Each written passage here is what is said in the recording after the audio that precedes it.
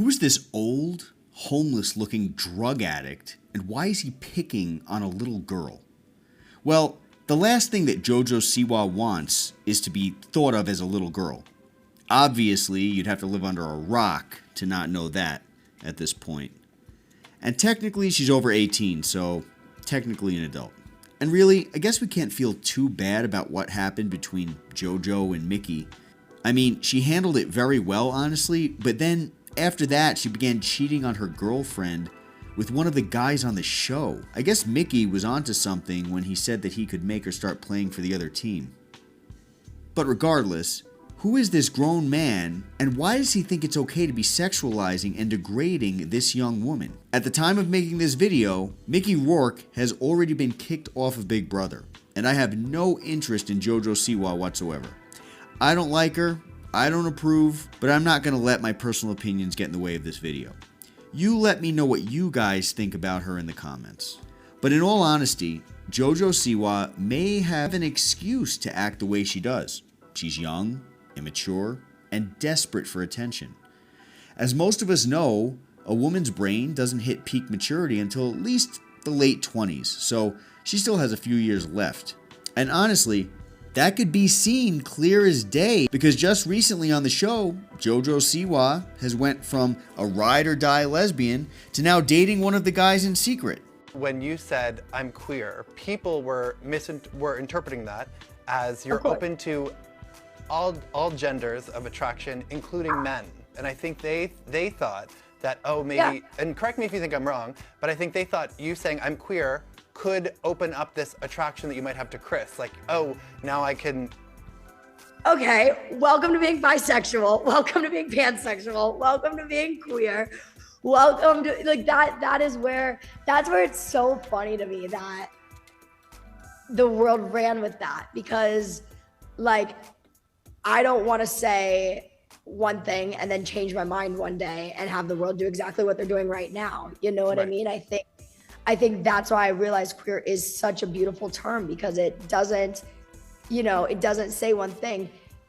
Being queer means you are in the LGBTQIA community. If you're a woman and you are bisexual, but you're with a man, you're not straight all of a sudden. You're bisexual. If you're queer and you're with a man, all of a sudden you're not straight, you're queer, but you know what I mean? And so that's where it's like, it's just people, I think, scratch at the surface for absolutely anything they can. And that's where it's like, it's not worth it for me to get upset over something like that. But it goes back to that original conversation of what frustrates me. And it's people lying, we're looking for things. And it's like, if for this thing, you know what I mean? Like, that's, I see what people are reaching for, but like, guys, come on, your arms are not that long. Like, damn it. But in that way, do you understand how people were thinking, if she's a lesbian, she's just attracted to other women? And then queer, does that mean that you could one day be attracted to a man? Or is that not even something that you've... Welcome to being 21. Yeah. Welcome to being queer. It had nothing to do with that. I will say, like, that has nothing to do with it. But that's another story for another day. But when you have a 72-year-old man acting the same way that she is, that's a bit concerning, don't you think? And like I said, I'm not a fan of Siwa whatsoever, but I can say that she handled the situation quite well, with an extreme level of grace that I never actually thought she had. While I'm aware that many people these days know exactly who Jojo Siwa is, I'm also aware that most would not know the man insulting her, or at least know the history behind him. Would it surprise you to know that this man, Mickey Rourke, was at one time known as one of the most promising celebrities in Hollywood? That's right, the man with long, dirty hair with stubble covering his oversized, cartoonish features was once considered a young Hollywood lion, with the intensity of Marlon Brando and the electricity of James Dean. But as you can see, those days are far gone now. So who was the young Mickey Rourke? And what happened in his life that gave us the man that we see today? Today we will attempt to shed some light on these intriguing questions. But in order to answer those questions, it might be a good idea to touch on the experiences that have shaped the man that we saw on the recent episode of Celebrity Big Brother. Let's rewind 72 years. Born Philip Andre Rourke Jr.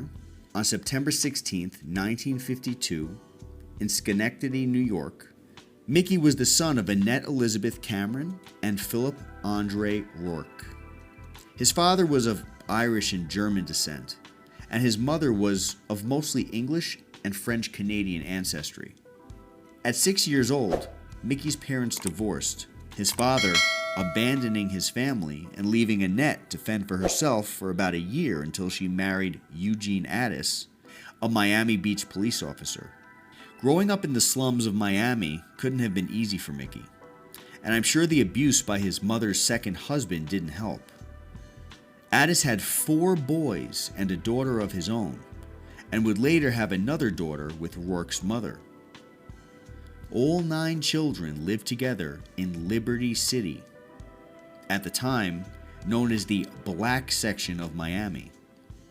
It was a tough neighborhood with only a few white families. Being that his brother Joey was 2 years younger, Mickey had always felt like he had to look out for him, whether the abuse was on the streets or behind closed doors at home from Addis.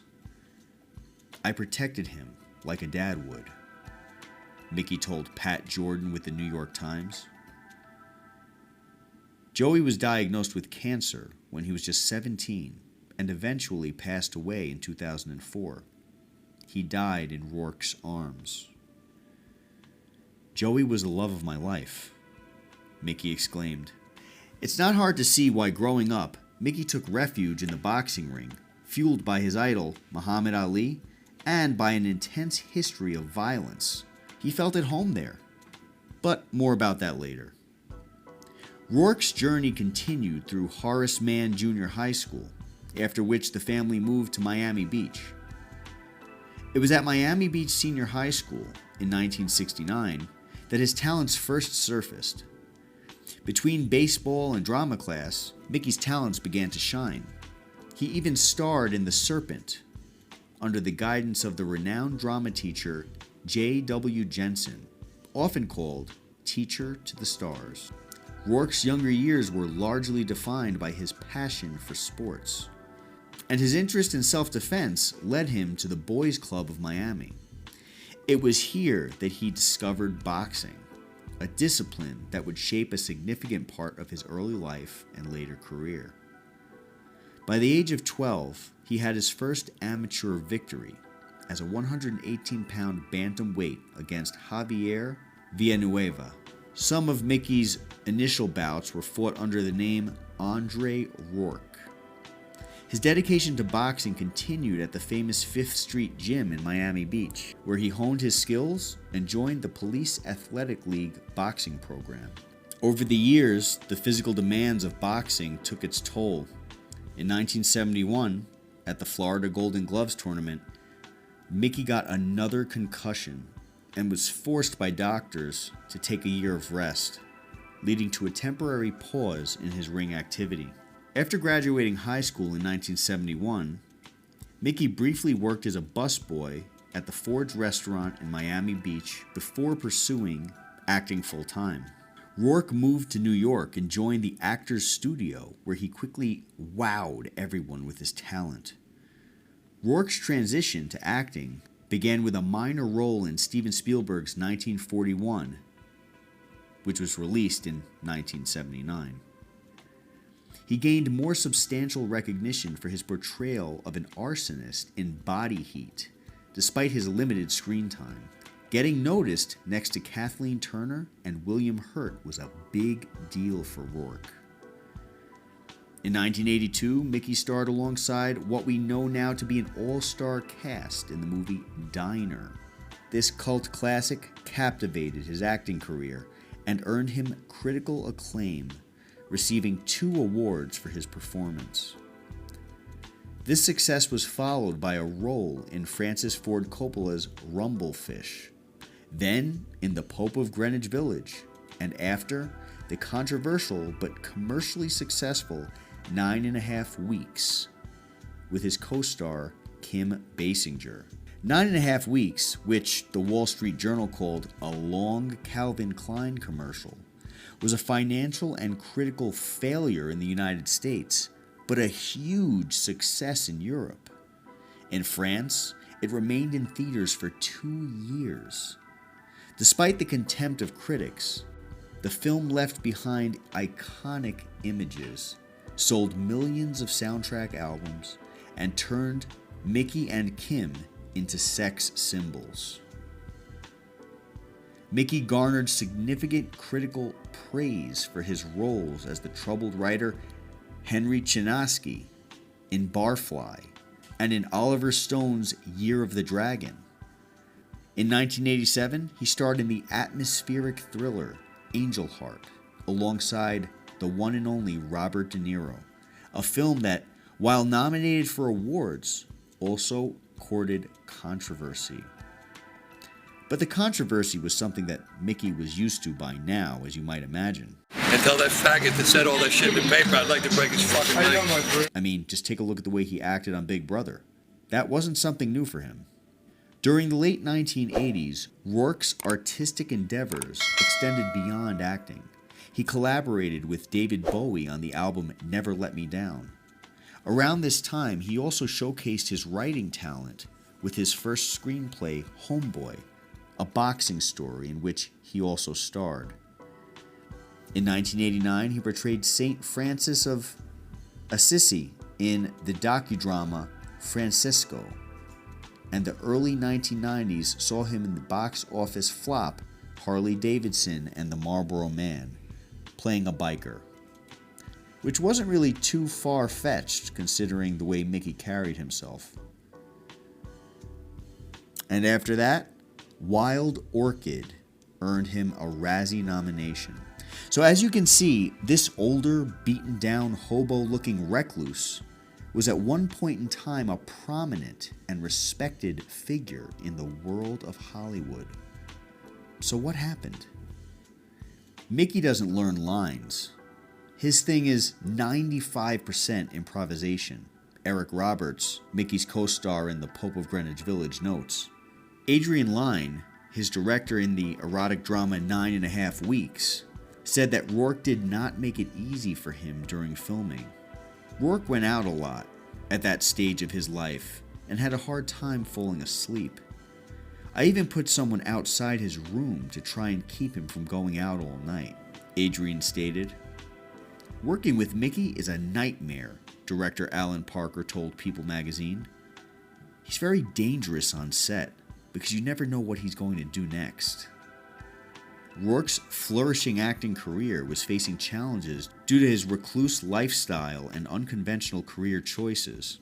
This caused massive problems with multiple directors on multiple films. By the 1990s, his career was beginning a steep decline. In fact, the variations in his face made more news than his films did. The tabloids speculated about plastic surgery addiction, while Mickey blamed it on boxing. My nose was broken twice. I had 5 operations on my nose and 1 on a broken cheekbone.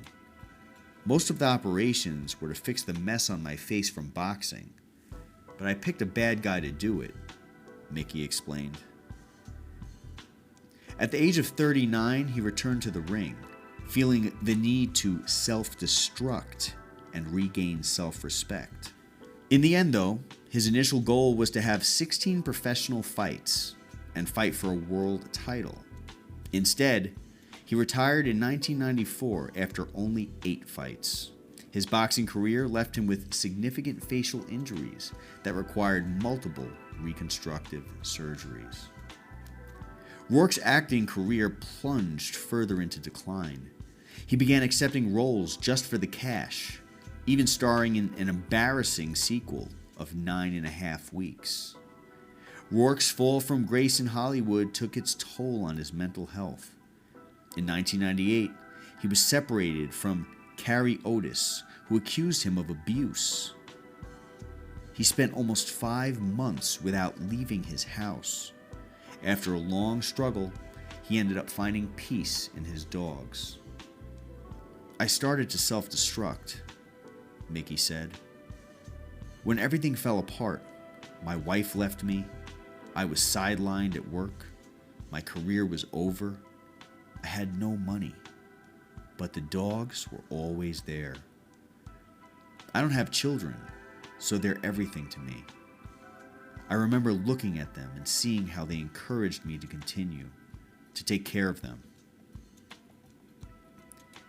Gone were the successful years when he could do crazy things like buy 6 Cadillacs in cash in one shot. No one knew how broke I was. I was paying $500 a month for a 1-bedroom apartment with a patio for my dogs. The dogs became his great support, especially his Chihuahua, Loki, who he frequently brought to red carpets until his death. On Alec Baldwin's podcast, Rourke claimed, "If I could get a job walking dogs and get paid the same amount I make from acting, I would never do another movie." Rourke even appeared in Enrique Iglesias' music video for Hero and took a role in Spun. Collaborations with Robert Rodriguez and Tony Scott led to smaller roles initially, but paved the way for lead roles in later projects. Mickey's comeback was solidified with his portrayal of Marv in Rodriguez's Sin City, earning him significant acclaim and several awards. But in 2008, Rourke expressed a renewed commitment to acting, stating that his best work was yet to come. He wouldn't be wrong. Darren Aronofsky told me, "Nobody wants me to do this movie with you because you're not a star anymore, and you've been ruining your career for 20 years. But if I get the money to do it, you'll listen to everything I say, and you will not disrespect me." I thought, if you have the balls to say that to me, you're my kind of man, Mickey recounted. Rourke, who was already 56 at the time of filming, trained for months, did his own stunts, and immersed himself in a story about a wrestler in decline that reminded him too much of his own life. The movie The Wrestler garnered widespread critical acclaim, earning him a Golden Globe Award for Best Actor and nomination for a SAG Award. The film won him a BAFTA, a Golden Globe, and an Oscar nomination. In the end, Sean Penn won the Oscar for the movie Milk, but Rourke had experienced a resurrection. He was later cast in Iron Man 2 and The Expendables in 2010, although he no longer bothered to read the scripts. "You can be mediocre," Mickey said, "like most actors, and still be an A-list movie star, even if your movies are boring and predictable. All you have to do is know how to sell yourself. Let yourself be manufactured," he told the Los Angeles Times. The honest truth is that if I were to touch on every piece of work Mickey had been involved in throughout his life, we'd be here for another 2 hours.